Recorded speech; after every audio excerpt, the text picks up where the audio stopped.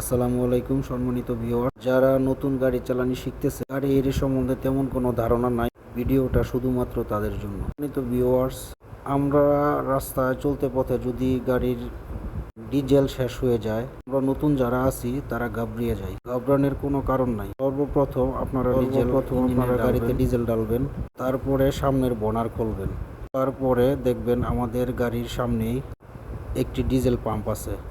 এটাকে diesel AC pump বলে।